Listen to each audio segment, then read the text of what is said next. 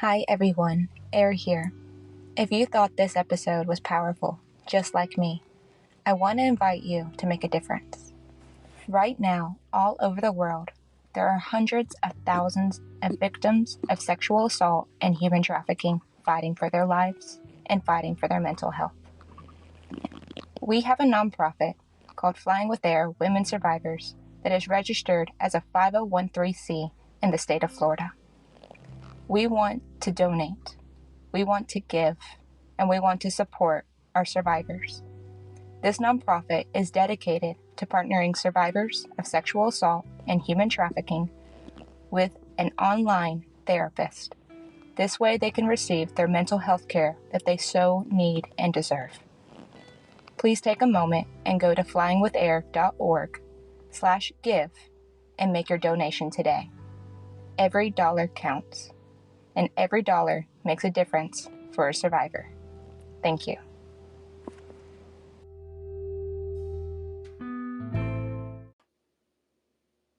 Hi everyone, Air here. Today I have Andres Perez Molina with me. A transformative survivor story that I know is going to frighten you to your core, but then right afterwards inspire you like no other. Welcome to the show, Andres. Thank you for having me, Air. It's a pleasure to be here. And so, right off the bat, I know that we are going to talk about something super sensitive and something that you've overcome within the last 5 years, if I'm correct. Yes, almost 3 years, 2.5 years. Okay, 2.5 years. That's even more fresh than I thought it was. Yeah. So the way you explained it to me is you called it a cervical spinal cord contusion with your C2 disc. Yes, that is correct. It's like right under my skull. I mean, I wasn't very aware where the C2 was prior to my injury, but I was told after my injury it's one of the most fatal places of the body because the C1, C2 are such a small little fragile part of your spinal cord, but it's under your skull, not necessarily your neck. And then as far as for all of us laymen out here, what we would call this is basically being diagnosed that you're going to be paralyzed. Yes, it was a deep contusion, so it was like a deep bruise, and it didn't require surgery at first, but they were not sure if I was going to move again or if my body would respond or wake up from it, since it was a paralyzation from the neck down. They did tell me afterwards, after a little bit of movement, that I avoided permanent damage, as in a permanent quadriplegic, because the contusion was less than a centimeter away from being a permanent quadriplegic with a tube through my neck. They kept on comparing it to Christopher Reeve's, of his injury, the original Superman from the 70s and 60s, when he fell off the horse. That he broke that certain spot that he was obviously, I mean, I'm sure most people are aware of, but that's what I could have been. So take us back a little bit further, because I really just jumped right into it. Yeah, you did. Man, wow. We had Nice to to hook meet you. everybody, right? And I know our audience loves that. It's like we like to get very real, very fast. We don't do shallow, and I think that's because we're spiritual, right? And you're spiritual as well, correct? I am. So let's start there, actually, because that's always where I get the sweet spot. So define what spirituality means to you. Great question. I don't think anyone's ever asked me that question before. Welcome to the show. I love it. I love it. I never really thought about it in that sense. I just knew that, my family's from Peru. My dad was part Inca, Native American, and he just raised us with certain morals and values of life that were about being not only good people, but honest, positive people, and being, in a sense, of believers. And so we were never pushed towards a specific religion, even though we practiced Catholicism. And he always thought that would be a great foundation. But he always understood that spirituality is your religion. You should be able to carry on who you are and not be codependent on any religion or any, any outlook that might just be not yourself. You should be able to know who you are inside and out, the good and bad, and understand we all make mistakes, but we have to be true to ourselves. And that spirituality kept on growing with his stories and his dinner stories about who he was, and talked about, his trial and errors in life, and understood that you have to embrace um, the darkness, embrace challenges, and was never afraid to like show vulnerability as well. Never afraid to show sadness or need or help. Um, I was very confident in who I was growing up, not knowing that I was practicing my spirituality, but I also noticed that I was able to get along with a variety of different people. Mm.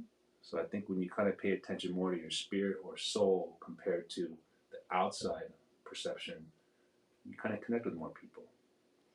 For someone that doesn't know how to define spirituality, you did a pretty good job. I think I kind of went off a little off subject, but again, it's like, there's no specific way in a sense, but I think it's like, a lot of times when you need to be truest form of yourself, I think you're practicing your spirituality right there, your spirit. Being authentic. Exactly. And so bringing that in, as far as you grew up very authentically connecting with people, understanding, the darkness that you have in yourself, as well as the light that you have in yourself. Because I can see the light just now, right? But you are, laying in this hospital bed. And before we even get into how you got to the hospital bed, you wake up, you have this sense of, I'm here, I'm thinking there might be people around you, maybe not. Like, how did that spiritually come into play for you, or even consciously? Like, who was there and what were your first thoughts? Um, so I remember this night very, very, very vividly.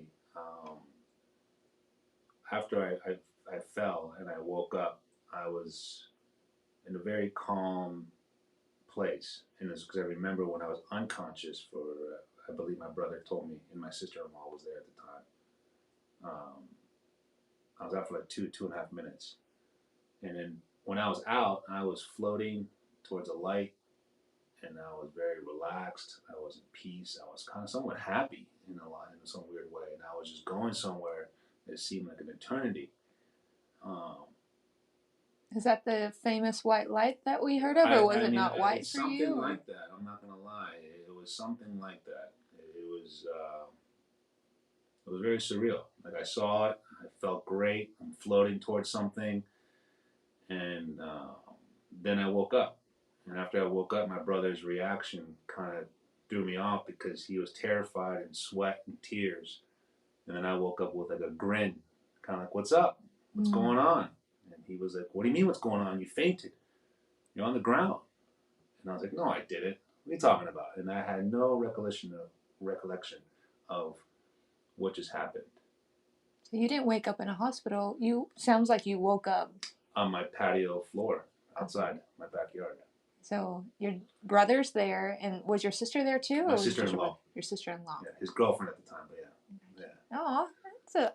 Oh, I remember this story. Yeah. We're gonna tell you guys another later story. this story. Yeah. That's a beautiful story too. Yeah. Okay, so that already pretty much opens up spirituality. It's like you're seeing the light, you're feeling warmth, you're feeling. At any point, did you see the mind to body connection, or was it completely like visually what it looked like? It was just visually what it looked like, and mentally I was still there until he tried to get me up, and then I felt my body, and I felt nothing, and it was a numbness, it was a heaviness, that I never felt before. And I've had numerous injuries before: breaks, tears, ACL, broken bones, a variety of different things, but never like that before. And that's when he was encouraging me to get up, but I couldn't. It's not even try to lift. I couldn't feel my arms. I couldn't feel my stomach or my legs. And for a while there, I thought it was just a shock still. So we waited a little bit, and I would try again, and there was not a nudge, not an inch, not a lift of anything. And every time he was after that, and he was afraid to touch me because he saw that I hit my head. And it was a head injury. So let's pause here. Now, actually, tell me what happened. Great build up. So it was August 26, 2020, and we were right in the heart of the pandemic. And I was fairly new here to Florida. I just completely changed my life from living in LA, working as a full time actor, and pursuing my dreams, but I came here to take care of my mom, who was retiring in her 70s, and I wanted to be close by. And I was gone for so long, and we were going through a lot, obviously with the pandemic, and maybe I wasn't processing the trend, the move so smoothly, or not taking it in. Maybe there was a lot of stress built up as well. But I kept on pushing through, like most people would. We have and a fight. Exactly.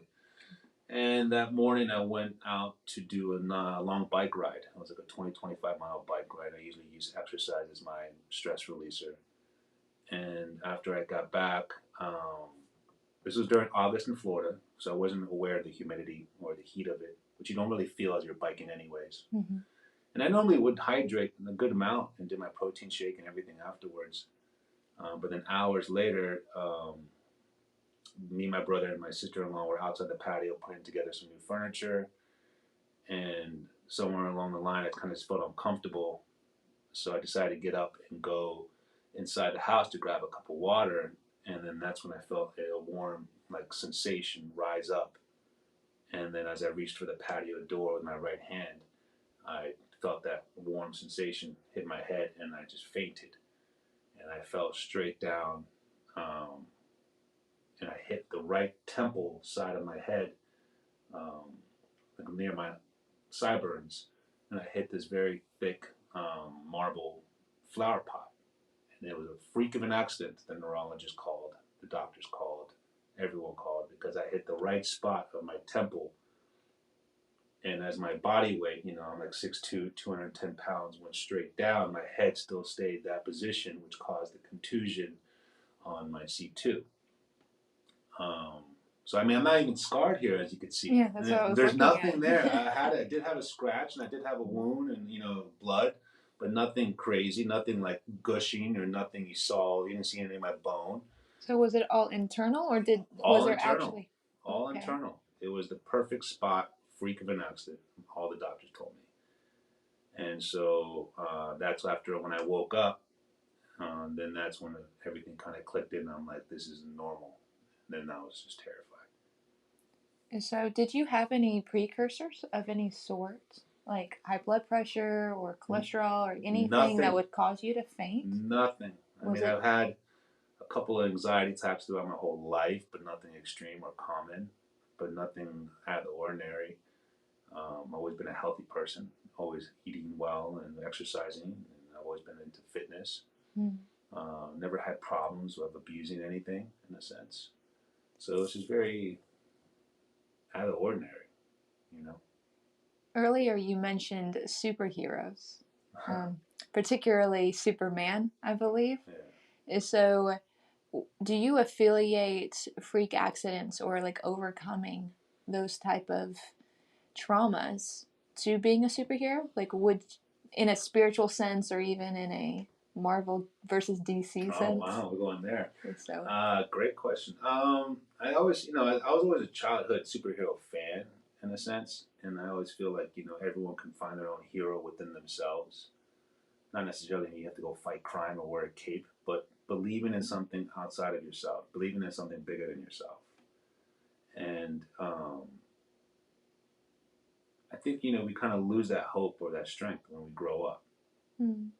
And I remember clearly after my father's passing at 17, I took on, like, I embraced the loss, the darkness, to be like, all right, I'm going to show you what I could do. And I'm going to show you, and I'm going to prove to you I could do something big. So when I went to LA, this is another story. One of my goals was to be a part of a superhero movie, and I had no connections. I came from fresh, no start, no education in acting. I was just basically did it raw. And I was honored to work with Batman himself, Bruce Wayne, Christian Bale. And it was my first speaking role, and that was something very surreal and symbolic to, like, proving to my dad, proving to myself, proving to Hollywood that I could do it. And then when this injury happened, they kept on comparing it to Superman, not his nemesis, but maybe his ally, his partner. And it was a very crazy, situation to go through. And I figured, I was like, all right, this is my star performance. This is my Oscar performance. This is it. You're healing. Well, at the time, not the television. Excuse me? Is it the healing or the television? Sorry, maybe I'm getting ahead of myself. I'm excited. You're getting ahead of yourself. That's my psychic coming out. Okay. No, I took it as I embraced it as a very difficult role that I was not prepared for, but I knew I was going to be resilient enough to finish it. Hmm. So who was the villain in that story then? My ego. My ego is because of in the very beginning, probably the first couple of weeks in the hospital, um, I was angry, aggressive, and I was using all of my adrenaline to force the healing, force myself to move or almost live in denial of it because I was so embarrassed. Um, then eventually you have to accept that. So once you accept the surrendering, the humility, the sacrifice, that ego dies, Hmm. and then you can really have an opportunity to rise. So who helped you come to that conclusion, or was it on your own? Did a doctor, nurse, family member help kill that ego, or was it internal? It was a variety of things. I mean, I remember clearly it was too much for my mom to come visit me at the hospital. I mean, she was mid-70s, and it was just a little too much to see her youngest in that position with a neck brace and tubes and everything. I didn't realize you were the baby of the group. I am. Yeah.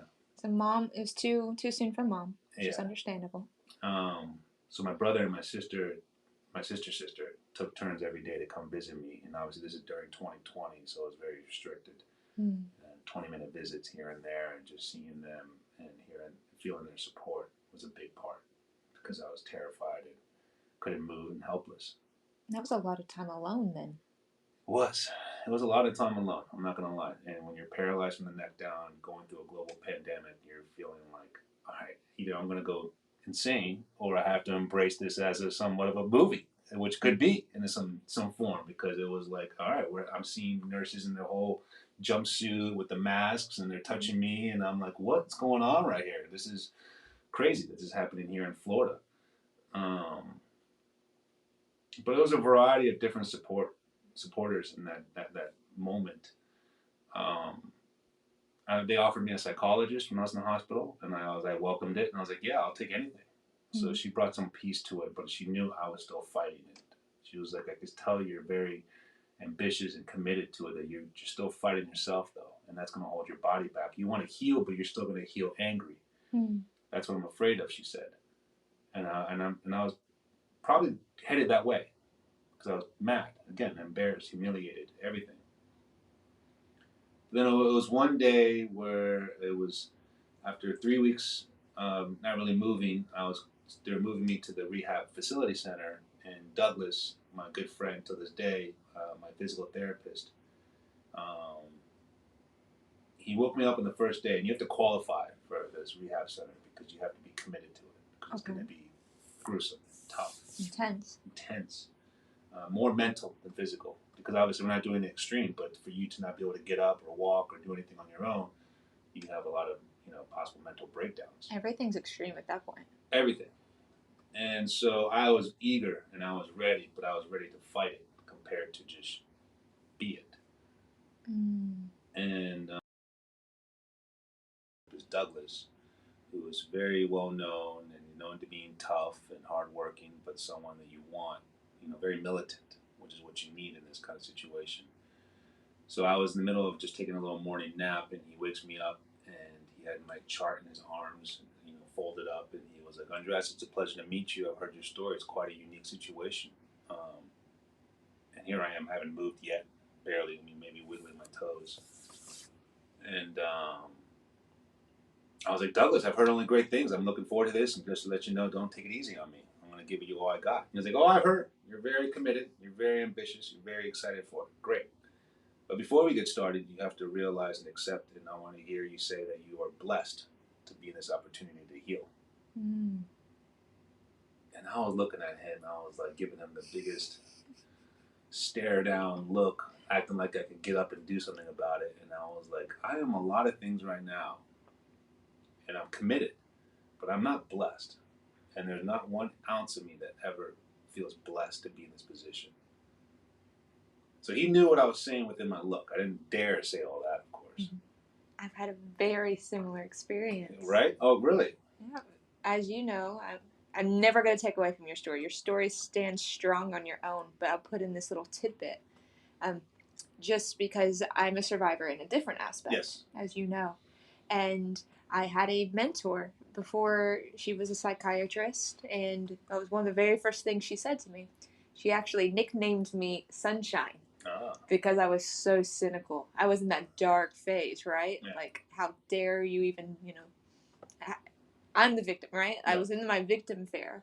And she said right off the bat, Sunshine, I need you to be thankful for what happened to you. Wow. Talk about bad looks. You're like, no. That's just I don't know. I love what they did, but it's like, it's hard to get there. Mm-hmm. You don't even know the words or how you got there, or even if you're still there yet. You don't know. If you'll ever get past it. Exactly. And it's normal not to feel that or not wanting to feel that. Vengeful, anger. Of course. All of those. But so he said that pretty clearly, and I'll never forget the look I gave him. And this is before I said this earlier, but this is before I knew the full diagnosis. And so he told me, he was like, I don't think they've showed you your chart, but I'm going to show you your chart. And he pulls up and he shows me my neck x-ray. And he was like, you see your C2 contusion under your skull? C1s and C2s is the most fatal place in the smallest part of the spinal cord, where it's usually a break. And I mean, usually a break as in meaning you're permanent quadriplegic for life. And for some reason, whoever upstairs or not decided to give you a C2 contusion deep enough away from less than a centimeter. He pinches his thumb and his index finger, less than a centimeter from being a permanent quadriplegic. You just got full body chills. I know, right? So he says that, and he was like, we don't know when you're going to move, but you at least have a chance. And how good, we'll find out. Mm-hmm. And when he said it like that, that's when my ego died. And I cried for like 5 minutes straight.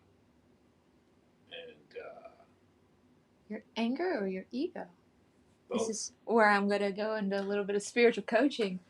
Both, probably. I mean, that's when I finally accepted it compared to fighting it. And having the opportunity to heal, and being very, direct and blunt the way he said it, I felt it. And I actually felt blessed at that moment. And I was like, a different me was showing up compared to fight my way through this. I'm going to make my way through this. Mm.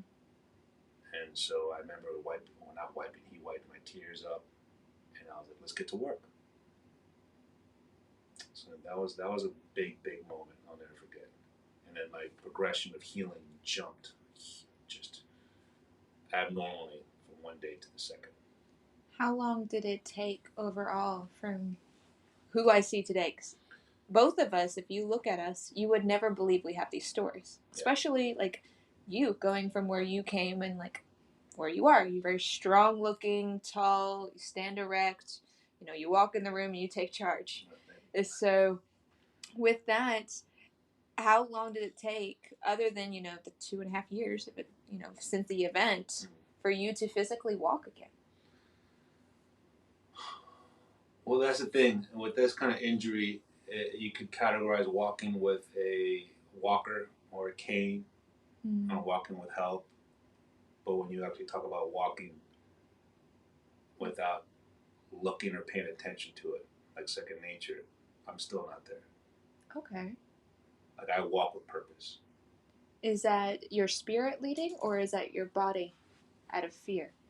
Both, I would say, because I'm still like regaining strength and coordination and endurance. So I walk fine, I'm sure, but I notice I have a very, I'm very focused on what I'm doing, because I had to relearn it from the beginning.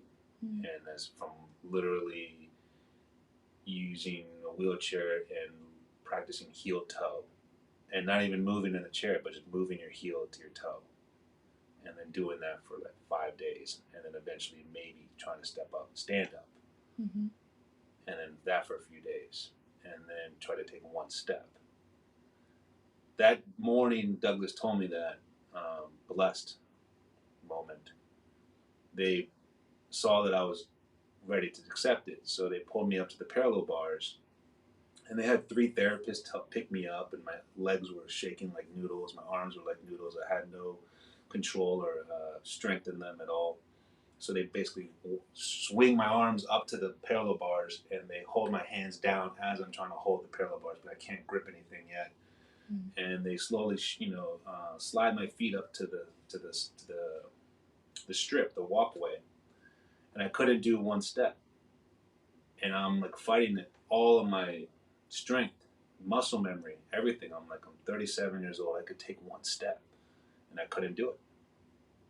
And they kept on trying to say, let's try later. And I'm like, no, keep me up here. And I kept on fighting for them to keep me up there. And eventually, I just couldn't do it. So they're like, let's get you back to the bed, and we'll do some more stretching.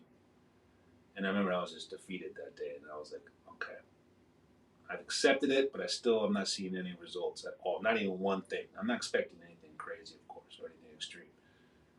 But then that day, when they brought me back 3 hours later to my room, that was a night that changed me forever, because I told him, I was like, I'm not going to stay in my room, in my chair, or my bed for the next 14 hours and just watch TV.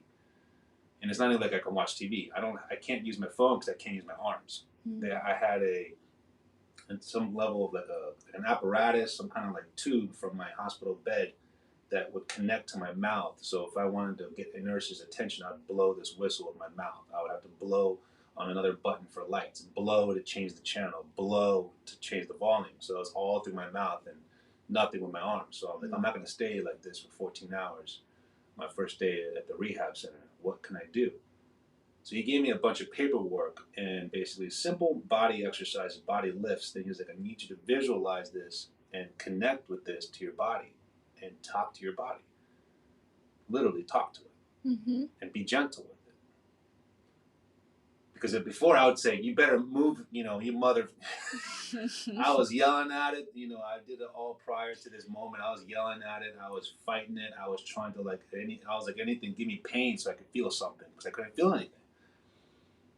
And I remember clearly it was 12 hours straight. All I would do is just talk to my body and just manifest and visualize moving and just recovering. I didn't sleep good that night, but I remember clearly when I went to the parallel bars the next morning, I did 20 steps. I feel like a lot of our listeners are going to relate to that when it comes to yoga or when it comes to exercise in general, like weightlifting even. Yeah. Because in yoga, just like you mentioned, he's like, tell your body to move. Especially in more balancing poses. Yeah. Your body just doesn't listen. Your body's like, no. Or if you stretch it too far, it just quits on you, right? Yeah. Even when you go to do the chest press, which I'm not doing these days, if you look at me, but if you go to do, the chest press with the weights, your body can kind of psych you out a little bit. All the way. And you have to visualize, okay, can I get my leg next to my ear? Most people don't visualize that and actually make it happen. I would assume that might be similar to you whenever you're like, okay, I have to actually go step by step or inch by inch or even centimeter by centimeter, as you put it, through that walk bar. I mean, I remember the quote my nurse kept on saying, small wins leads to big results. And when you said about the mind, which is, I think we all can agree with, is that the mind is built to protect you. And that's the subconscious. Exactly. Yeah. So that's where you have to think outside of that and not be so much in your mind, but be in your spirit or your soul to know that something that might be impossible could be possible. How can you think outside the box? How can you welcome that? How can you embrace that? How can you... and I don't think most people even try to get there, I mean, in the normal day situation until something traumatic or something shocking happens to you. How do you respond in these situations? And when you're pushed against the corner, you really find out who you are. So you mentioned manifestation. Yes. That's the first time I've heard you say that word since we met. Okay. Do you believe in manifestation? 100%. So what does that look like for you? I feel a lot of people are not aware of the subconscious mind. And one of my favorite books, The Power of the Subconscious Mind, it talks about how you need to plant your seeds, your thoughts into the mind, into the subconscious mind, of when you are not unconscious or when you are conscious, to think bigger, connect with the third eye, connect with the spirit, connect with the soul, which all connects to the spinal cord. And How? I know, but how? I know. I think you know better than I do, so I'll just say the fact that I'll take it. I don't even want to try to explain it, but I've seen a lot of it. I studied it, and I did a lot of healing sound healing. Okay. And well, forget me for a moment. Forget my ego. I'm checking my ego at the door. This is as you should. This is your story, Andres. So, how do you think the manifestation to mind-body connection and the sound healing, all of that connected together? I told him early on, guys, that I was going to ask some tough questions. No, it's a great question. I'm definitely thinking of it through, and when you think of something that's not normally doable or seems impossible, you have to believe in anything. And when there's like they saying mind over matter, or that's impossible, or a miracle happens, usually that's when something is manifested to think outside the norm. Doesn't have to be rational, doesn't have to make sense, but you feel it. It's kind of like that gut feeling or your intuition. Mm. It's a strength, it's a skill that most people don't practice on. And usually sometimes we only refer to that when we're in trouble or when we're sad or when we're traumatized. But that's something I've always kind of practiced through, being my father's son, who was very aware of that, LA and acting, embrace psychology and different emotions. I've always been kind of dancing with that in a sense, manifestation. Like I always did my vision boards, laws of attraction, secret, the book and the movie I love. So I just brought that same process into this injury, and I just constantly visualized myself getting up or moving, manifesting myself healing. Would you say that meditation was kind of forced on you during that time because you were alone so much? Yes, I used to meditate, not consistently, but I did enjoy it, and I was always open to doing more, but I never really committed to it. But when you're stuck in your body and all you have is your thoughts and your energy, and everyone doing everything for you, that's when you start tapping into this meditation that's just, I don't know. I remember just closing my eyes and listening. I had my nurses put on my AirPods, and I would just lose myself into thought and meditate. And it wasn't music with like beats or like lyrics. I always ask for like soothing spinal cord music to wake up. Spinal cord. You're talking about the frequencies? Yeah, the chakras, the frequencies, all these beats and all these like numbing noises and all these crazy stuff. Not crazy, but something you normally wouldn't. So most people don't pay attention to this until, like you said, something significant happens in their life, like a trauma, or until they're ready to grow themselves. Exactly. So, with that, at what point did your culture and family and spirituality kind of come all together to where you're at today? How does your family view you, or how do you view yourself spiritually or even culturally differently? That's another great question. It's a great question. Very patient woman. It's okay. The moment culturally and spiritually with my family, their unconditional love and support is something I'll always be appreciative and grateful for. But I remember my psychologist warning me about this, that you're still thinking everything has changed. Everyone adapts to you, and don't take it as pity or charity. But you got to get over that, and see what you're made of. If this you don't let this injury define you, what you do afterwards defines you, your recovery. And I remember them being so open and caring and giving, and how you see just like the hospitality. It's just I had that, and I was like, I needed it, but I didn't want to be taken care of still. Because it's one thing with nurses and doctors in the environment.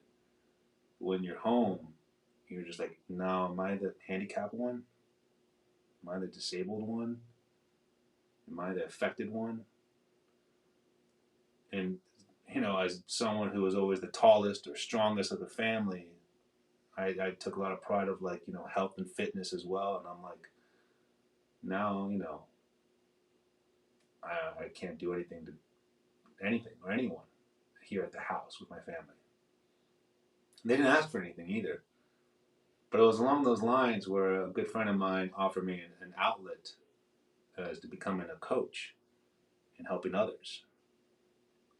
And somewhere between learning how to become a coach and training and working with him as my mentor and then helping others, not through injuries or spinal paralyzations, but just life and relationship situations, it made me calm down my nerves and embarrassment of how I felt at home and made me feel more grateful for having the family that I have to be there for me.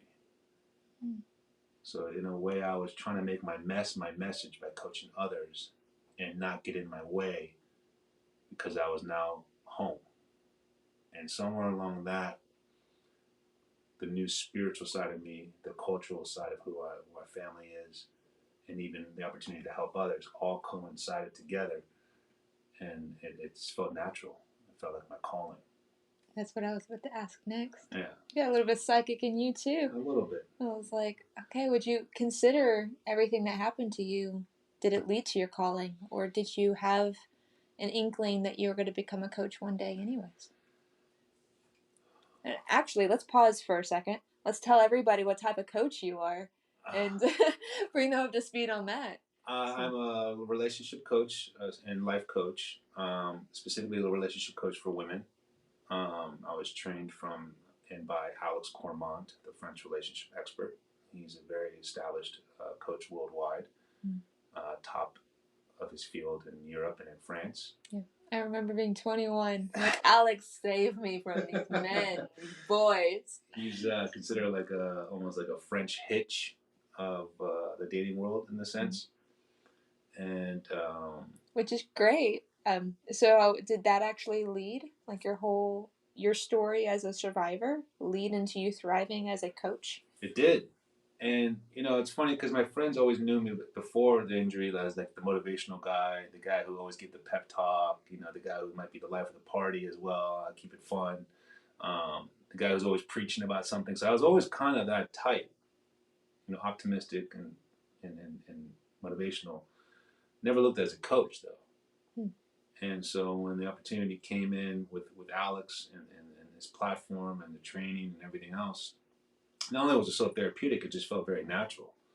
So acting has always been my passion that I pursued, but this is definitely my calling because it's something that I would never expect to pursue or do, but it came from the worst time of my life. So I'm going to put you to the test. All right. Right off the quick. I got like 5 minutes left with you, right? So let's say I'm Andres and I'm, 3 years ago, I just woke up. I may have even lost a little bit of my faith, I would imagine. And my faith not only like in the universe or God or in myself. What are maybe 3 key things that you would suggest for them to help get them from where you started to where you're sitting? Key things as in keeping your faith? Key advice. It could be suggestions. It could be mantras, affirmations. The spirituality oyster is yours. My father's favorite quote, which I always grew up with and always lived with, was, "If you're not part of the solution, you're part of the problem." Not part of the solution, you're part of the problem. If you're not part of the solution, you're part of the problem. So that would get me out of the state of pity, I would imagine. Exactly. Okay, so now I'm like, okay, I'm gonna be part of the solution. And I have no more pity for myself. I'm fighting now. Yeah. Okay, now I'm at fighting stage. So what do you do when you're ready to fighting stage, but you don't know how to fight yet? And I remember clearly my sister, who's a yoga instructor, very spiritual as well, more than I am. Mm. Maybe not your level, but definitely. I mean, sister sounds pretty good right she's now. She's pretty cool. Very cool, actually. And she's big on quotes. And so she brought quotes into my hospital room on the wall. And one of them was from The Rock, Dwayne Johnson, one of my favorite role models. And it says, you have 3 choices in life: give up, give in, or give it your all. Up, give in, or give it your all. And for the longest time, as I was staring at it, before I even moved, before anything was kind of healing, I just jumped to give it your all. Okay. So we're getting out of our mind now. Exactly. But the thing is, when you said you're ready to fight, but you don't know how to fight yet, you need to actually give up first and surrender yourself. So when you're ready to fight, it's not fight with ego. Surrender yourself. Get over yourself. Stop feeling pity and party for yourself. No charity. No, you just play the victim. Get over it. No one cares in that position. Yes, there's people who do care, but towards your recovery, it's up to you. No one's coming to rescue you. No one's coming to rescue you. So you need to give up first, which I realized after a while staring at that quote for weeks. And then you need to give in to the process and understand it's a journey, not a marathon. Be patient with yourself. Commit to it. Discipline yourself. Small wins leads to big results. And reward yourself through this time. Because it's not going to go perfect. It's not going to go smoothly. Accept failure. Fail big. Fail hard. Fail forward. Fail forward. Swing hard. Swing for the fences. And then while you're doing that, you keep on giving your all by staying resilient with it. And somewhere along the line, I feel like a lot of people need to be a little easier on themselves, not be so hard on themselves, but on accepting something. And then what are you going to do about it? And then after that, I would say overall is to remind yourself how far you've come and not what you don't have, but how far you've gotten. Mm. And another big part was to help others, because I have another story we could talk about another time, but there's a lot of people who really have it worse.